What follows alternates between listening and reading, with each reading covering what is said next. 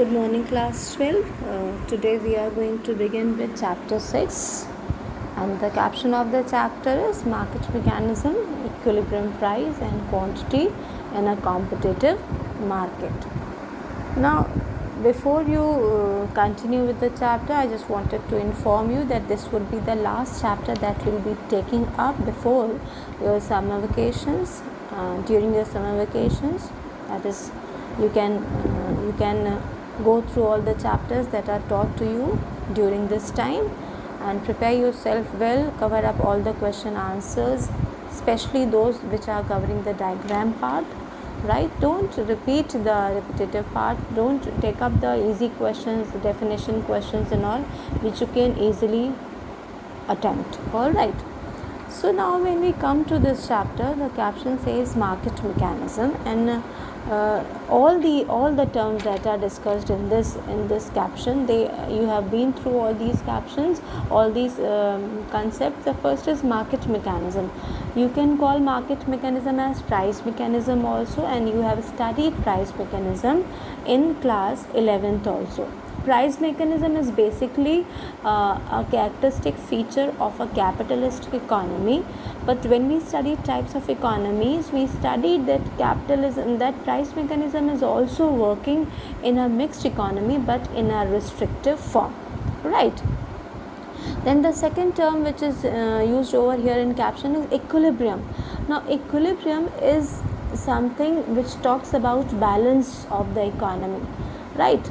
Now, balance only comes when we talk about two things or three things which are in opposite direction to each other. Then only we talk about how to balance all these things, right? So the second thing is equilibrium price. That means the price, what is the equilibrium price and how the economy can attain the equilibrium price. And then equilibrium quantity in a competitive market. What is this equilibrium quantity all about, right? So this is what we will be discussing in this chapter. So when you start with the chapter, the introductory part is talking about the previous chapters, that is the knowledge that you had gained during your chapter demand and supply chapters. There you studied in demand chapter and supply chapter, you studied that the consumers, they demand the various quantities of the commodity at various possible prices. Similarly, the suppliers, they are willing to sell various quantities of a commodity at various possible prices, right? So this is what you studied, but we never knew what the price actually will be, right? We never knew what will be the price of the commodity actually will be. We only talked about the various prices, that the consumers would be demanding various commodities at various prices and suppliers would be willing to supply various quantity at various prices. So here in this chapter we will be facing and we will be solving, or we will be finding out the solution to this problem, that how the price of the commodity is determined, right? Now these two forces, that is the demand and the supply, the consumers and the suppliers, or the demand and supply, we can say interchangeably these terms, both of these forces, they interact in the market, right? They interact in the market in order to purchase the commodity, and when they interact in the market, the price of the commodity is determined by the interaction of these two forces. That is what you mean by determination of price in a competitive market. Now, competitive market is a market where you already know that you have been through forms of market chapter, that competitive market is a market where large number of firms and large number of consumers are there, right? So no individual firm and no individual consumer has the authority, has the power to influence the price of the commodity.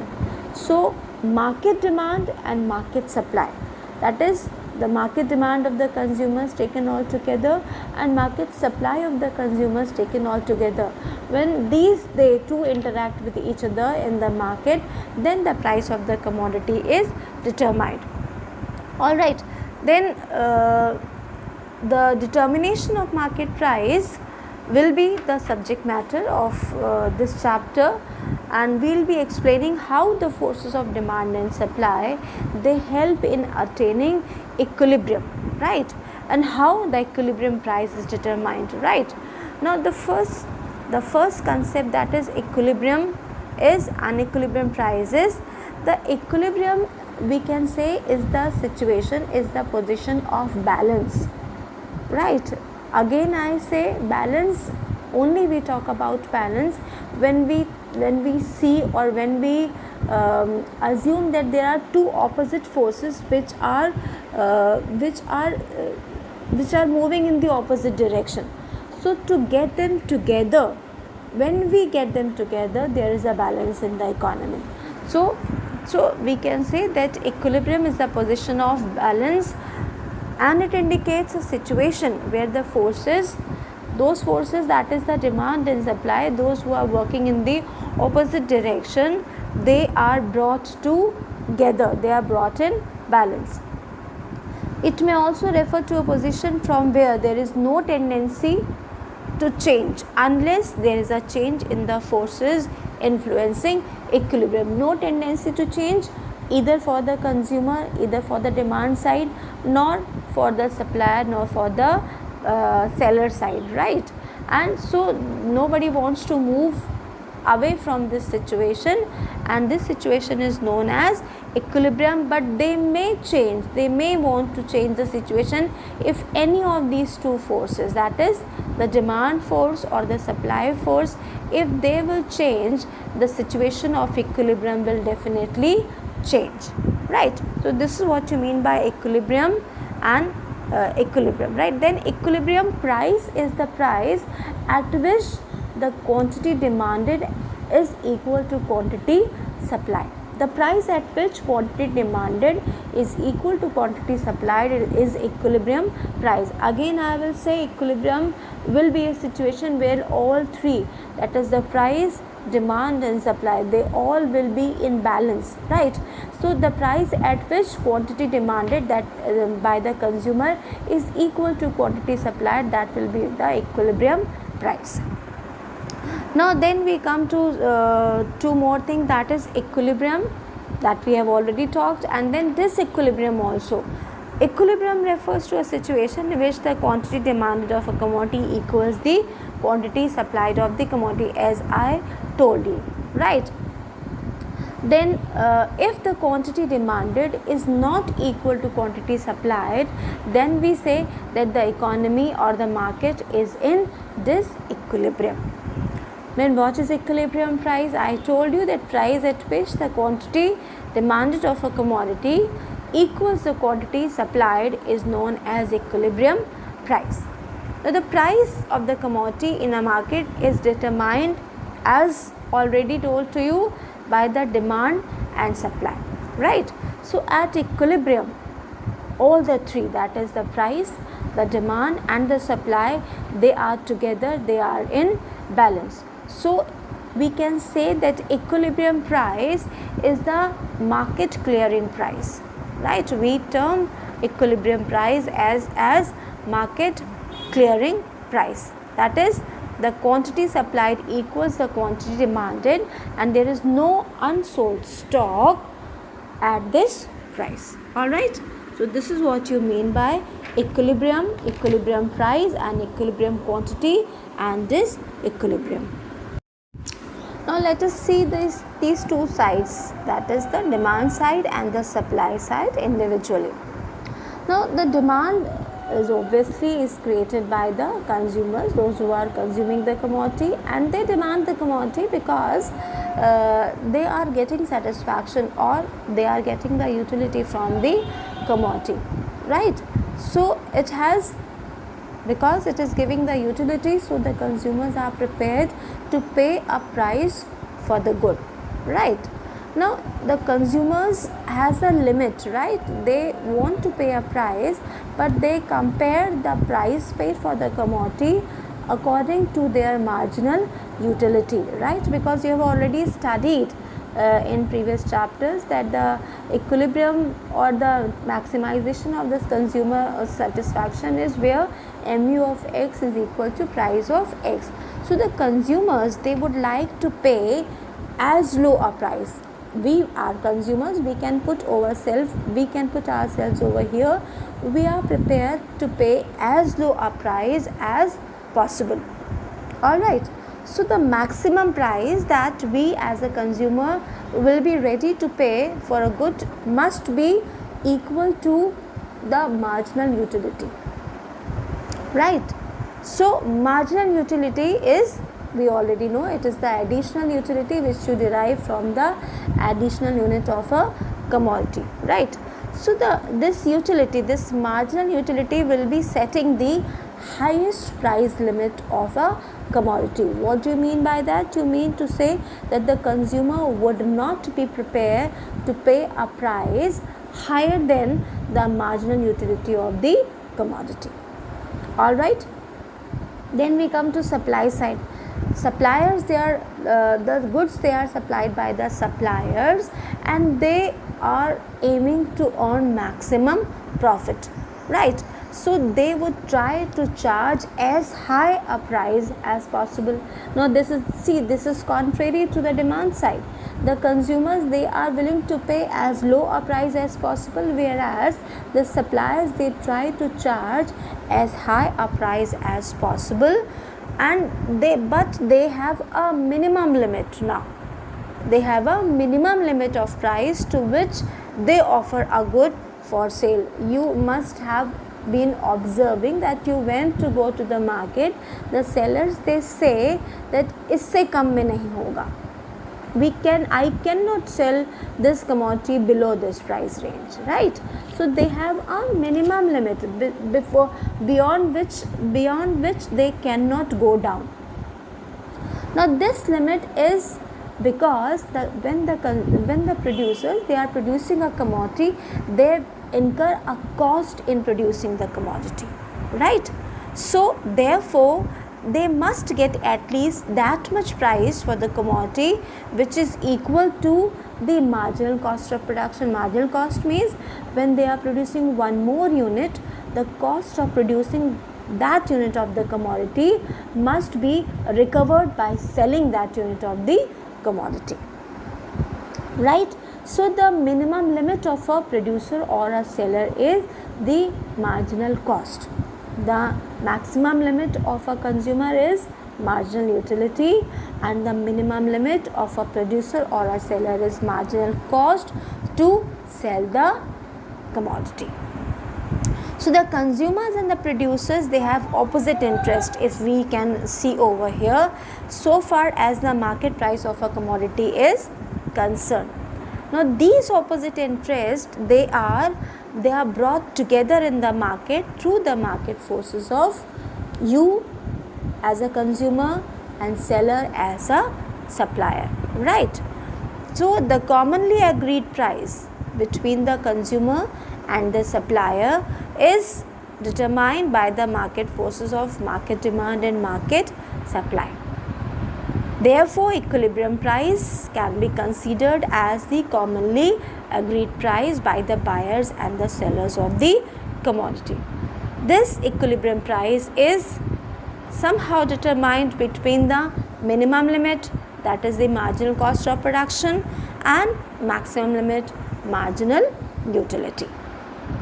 So we can say that the equilibrium price therefore is the price at which the consumers are willing to purchase the same quantity of a commodity which producers are willing to sell. This is your personal experience also, that you cannot purchase a commodity unless the seller is not coming in agreement with you that yes, I will sell this commodity at this price. So both the parties, they must come in agreement with each other that yes, you are willing to buy at this price, and the seller says yes, I am willing to sell this commodity at this price, right? So the amount that is bought and sold at this price is equilibrium quantity, and the price at which this quantity is bought and sold is equilibrium price. Then when the price equals the equilibrium price, and the quantity bought and sold equals equilibrium quantity, we say that there is equilibrium in the economy, right? At the equilibrium price, buyers are able to buy precisely the amount they are willing to buy, and the sellers, they are able to sell the amount of the commodity that they wanted, that they wish to sell at this price in the market. Now, once this equilibrium is achieved by all three, the price, the quantity demanded and quantity supplied, there is not at all any tendency for any of the parties to move from this situation, right? So at equilibrium, there is no tendency for either price or the quantity to change, because no one has the incentive to change, or no one has the pressure to change the price of the quantity consumed or purchased, right? So this is a brief introduction of equilibrium of consumer side, of supplier side. Now we will be seeing this with the help of a small illustration, right? Before I start with the illustration, the numerical illustration, I just wanted to tell you that everywhere or most of the places in the theories that you are studying, you see that there is a numerical illustration of the same, and then the diagrammatic presentation of the tabular presentation. It is not necessary that every time when you are asked about both the things to write, right? It may be possible that they are only asking about the theory part, that is the maybe this tabular presentation, and may not be asking this graphical presentation. It depends on the marks, and basically you will have to focus on the question, what are they asking in the question. So what is desirable is that you attempt variety of questions, then only you will be able to distinguish that what is asked in the question and what are you supposed to write in the answer. Now coming to the tabular presentation, as you can see that this table is showing you a mini picture of the entire competitive market. Now the picture in the tabular presentation is showing you 5 columns in the table. First column is talking about the price of the shirts. The second column is showing you the quantity demanded, and definitely we are talking about market demand and market supply. The third column is talking about quantity supplied, and then fourth column is telling us about the market position. That is, since we are going to study the equilibrium in a market, how the equilibrium is determined in a competitive market, the effect of these two things, that is the effect of price on the effect of demand and supply on price, how it is going to affect the market, that is shown in the fourth column, and then the same is shown with the effect of with the help of effect on price. So what we are seeing over here, that when we see the first column is talking about the different price ranges, and we begin with 1000, then 9000, 900, 800, 700 and 600, and then the second column is talking about the quantity demanded, market demand of the shirts, market supply of the shirts. Now what we can begin with the lower part also, we can begin with the lowermost part also, or we can begin with the topmost part also, or say we can say by we can start with the 800, right? 800, as you see, shows that 45,000 at rupees 800 price rupees per shirt. The quantity demanded is 45,000 and quantity supplied is also 45,000. So by now you must be understanding that this is the point of equilibrium, because in theory we have seen that equilibrium is a position where quantity demanded is equal to quantity supplied at a given price, and the fourth column obviously stating that equilibrium is there in the economy. So this is the initial position of equilibrium. We begin with equilibrium in the table, right, just to make it easier. Now at these prices, like all these prices, at these prices consumers, they are willing to purchase, right, then this is the point of equilibrium. Now suppose the price rises from let us go to 900. Now suppose price rises to 900. What happens at 900?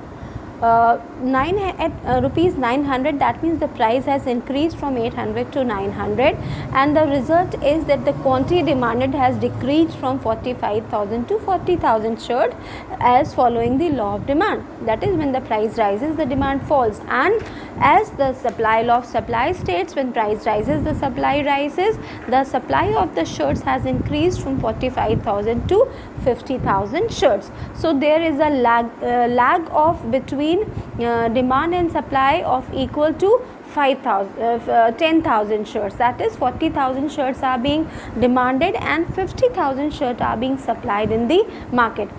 As per the diagram or as per the theory, there is a excess supply situation in the market. That is what is shown in the column, in the fourth column of the table. So when the supply is excess, what happens? The market or the producer has the pressure to reduce the price of the commodity in order to clear the stock of the commodity. So they will reduce the price, and the price will continue to fall until it reaches back to 800. This is what happened. This has happened that the disequilibrium position has reinstated itself to the equilibrium position, and this is what is known as a stable equilibrium.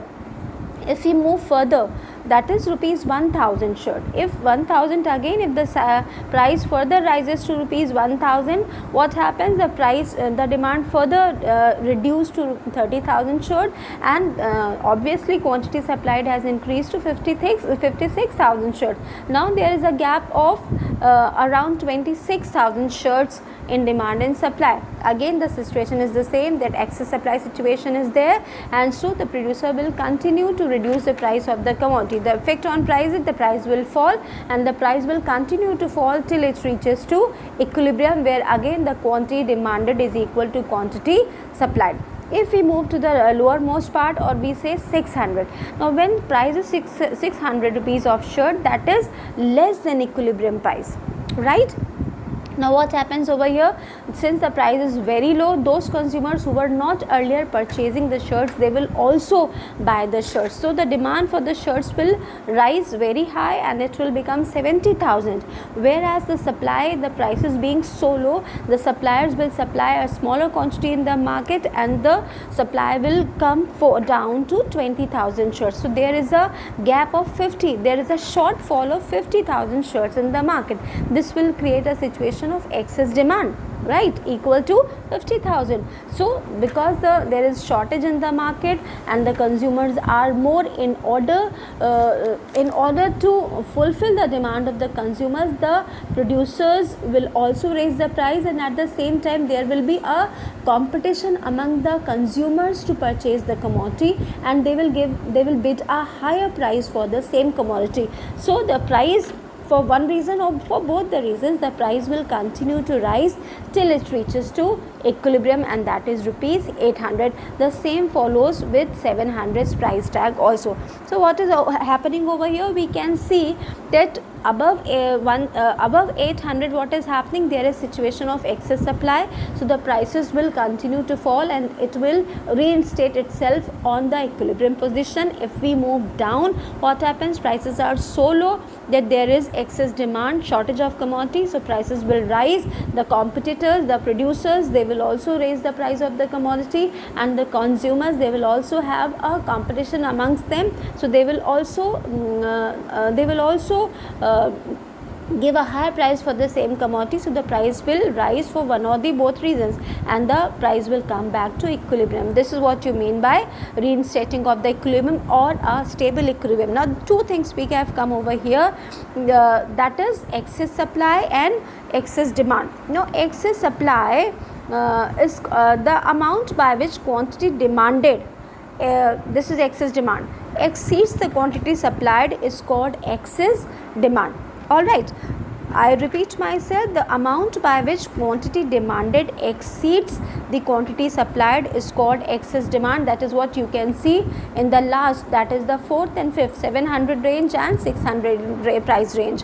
In this case, consumers will not be able to buy all they wish to buy, because the prices are low, but the suppliers are supplying a smaller quantity. So a shortage of goods will emerge in the market. Therefore there would not be enough goods to go around, right? Now, and consumers may offer higher prices in an attempt to get these goods. So, and producers will also raise the price. So what will happen? The prices will continue to rise till it reaches to equilibrium. Now, then the other concept is excess supply, that you can see in the table. The amount by which the quantity supplied exceeds the quantity demanded is called excess supply. Now, in this case of excess supply, the producers would not be able to sell some of the shirts at the price of rupees 1000. Right, there is a surplus of 26,000 shirts, that is at the price range of rupees 1000. The sellers may begin to sell shirts at a lower price so as to attract the buyers and to get rid of the excess supply. When one producer lower down the prices, because it's a competitive market, the other competitors will have to respond back to the reaction, and the reaction of other sellers will be that they will also reduce the price of the commodity in order to clear their stock. And so for one reason or for other reason, or for both the reasons, the prices will come down and they will come back to equilibrium position. This is how the market mechanism works automatically, and this is how the price of the commodity is determined. This is how the equilibrium works in our competitive market. This is the determination of equilibrium in our competitive market. All right. Children, based on the tabular presentation, we are going to discuss the same on a diagram, right? Here is the equilibrium price and quantity in a competitive market. We will be seeing how the prices are determined in a competitive market, the way we have discussed on a table. Now we will be drawing this on this diagram. We have again taken two axes, OX axis and OY axis. OX axis is taking up the quantity of the commodity, and commodity is shirt in this case, as we have seen in the table, and the price is shown on the Y axis. Now, instead of taking exact values, numerical values that are being shown on the table, we will be taking the relative variables over here, right? So Q will be taken as for quantity and P will be taken for price, the relative variables, right? Then we will be taking three different variables, P, P1 for the variation of values, and Q will be there for the quantity. Now, initial situation is, as we have seen in the table also, that this is our initial equilibrium, where this is your DT, demand curve, D, this is your demand curve, and this is your supply curve, SS, and here is the equilibrium. Now, we already know that equilibrium quantity or equilibrium is the place where quantity demanded is equal to quantity supplied at the given price, right? So this is the situation from where we have started over here. You can see over here that in this figure, OX axis is showing the quantity demanded, OY axis showing the price of the commodity. Commodity is shirts in this case, right? Shirts have been taken by us. Now, at OP price, the quantity demanded is equal to quantity supplied, and that is OQ, right? Now, if the price rises from OP to OP1, right? What happens? We can see, I'll be showing this from this line, right? I'm giving the variables A and E over here, right? Or B. A and B will be taken. Now, when the price rises from P to P1, what happens? What you can see over here, that now the demand is, earlier it was E, OQ it was there. Now the demand has reduced from OQ to P1A. Can you see that? Can you see that over here? The demand has decreased from OQ, right? OQ over here to P1A. This is the new quantity over here because the price has risen from P to P1. On the other hand, on the contrary, the supply has increased from PE. This was the earlier supply on the equilibrium. The supply has now become P1B. Do you get that? Can you see that? So what is shown over here? What is shown over here? This is excess supply situation in the economy. Can you see that? The supply, excess supply is equal to AB amount. Why this has happened? Because the price has increased from P to P1. Why this is happening? Because those consumers who are able to consume this commodity at OP price now are not able to demand this commodity because of a higher price, right? And the sellers, they will be supplying a higher quantity at the higher price, as the law of supply is there. So the quantity demanded will fall and the quantity supplied will rise. There will be an excess supply situation in the market. What will happen now? Because the supply is excess, the suppliers will have an unsold stock of commodities. So they will start reducing the price of the commodity and the price will fall until it comes back to OP. Do you get that? And again, the quantity demanded will be equal to quantity supplied and the economy will be back in equilibrium.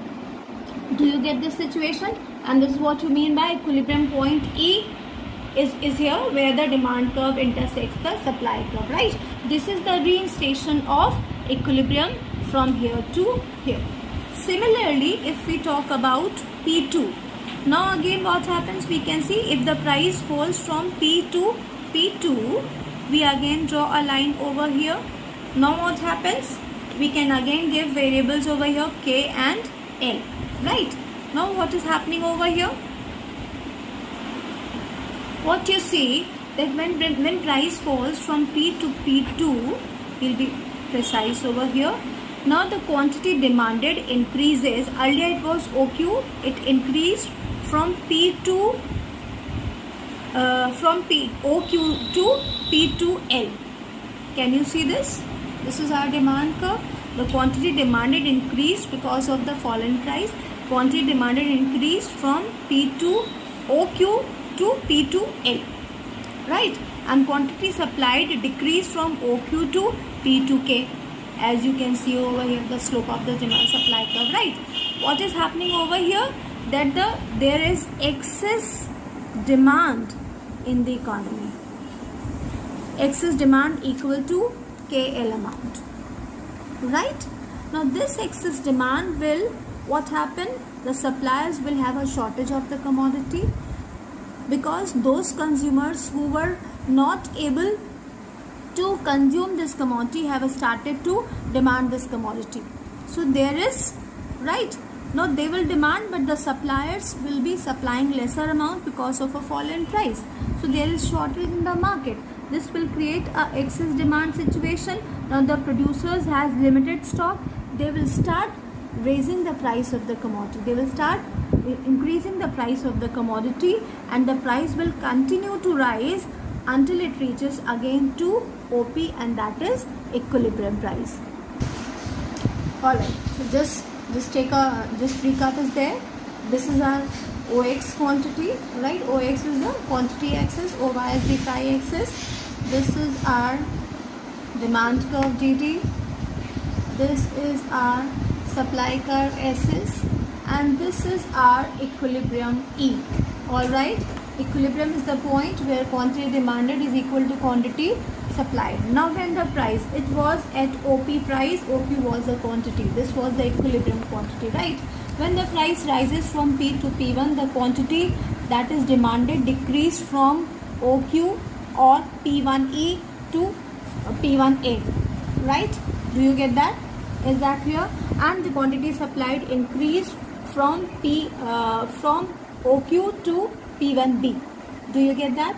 So there is excess supply situation in the market. Why this situation occurred? Because of the higher price, the suppliers will be supplying more quantity because they will be earning more profit, but the demand will fall because the law of demand says when the price rises, the demand falls, right? So there is an excess supply situation in the market. This excess supply situation will will push the suppliers to reduce the price of the commodity in order to clear the unsold stock. So they will keep on reducing the price until the price reaches back to OP and the equilibrium to OE. This is one situation. Then we come down, that is P2. Suppose the price falls. This was the higher of the price.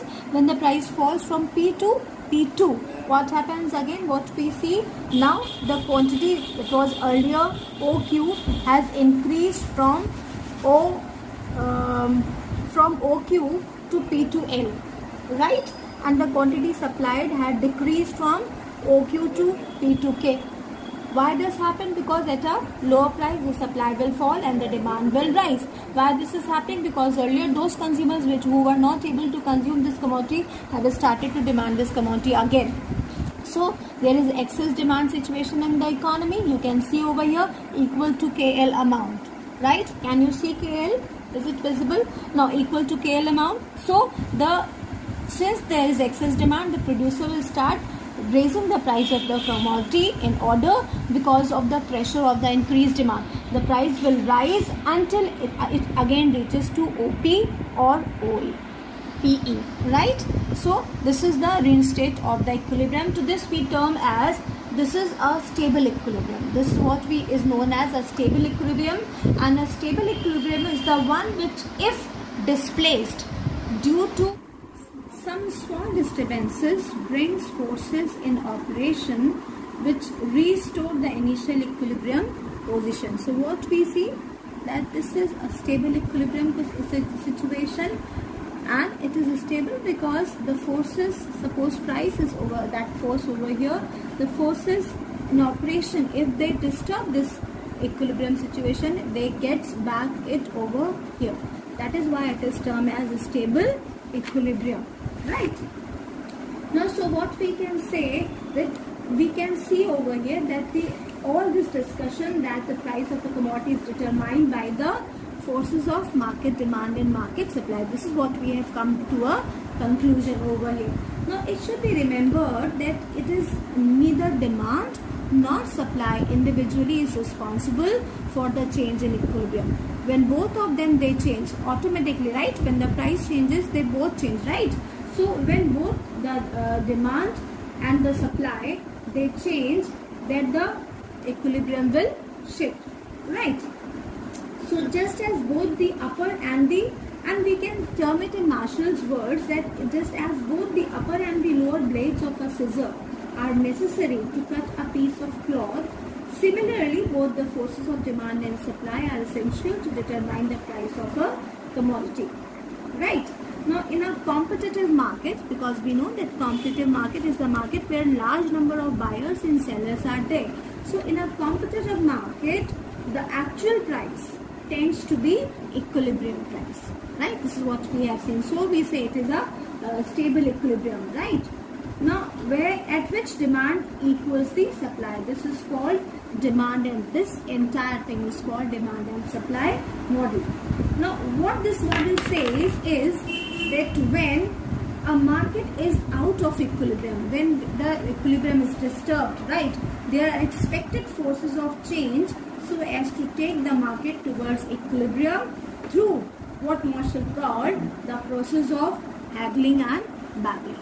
This is what is meant by demand and supply model. Now we will be seeing the changes of effects or change of demand and supply on the equilibrium.